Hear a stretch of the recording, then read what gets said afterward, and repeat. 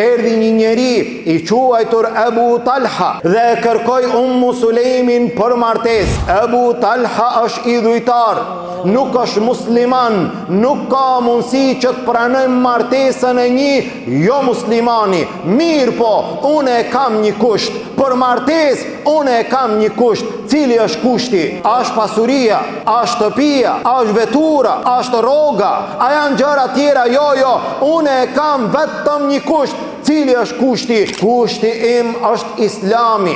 Nëse e pranon Islamin si musliman, unë kam mundësi që ta pranoj për martesë. Ebu Talha e pranoj Islamin, pastaj e kërkoi Sulejmin për martesë dhe e pranoj një martesë të tillë. Tha Thabit el-Bunani, nuk kemi pa ndonjë meher më të mirë, më të lavdruar, më të bereqetshëm se sa mehri i Sulejmit. Çka kërkoi për meher?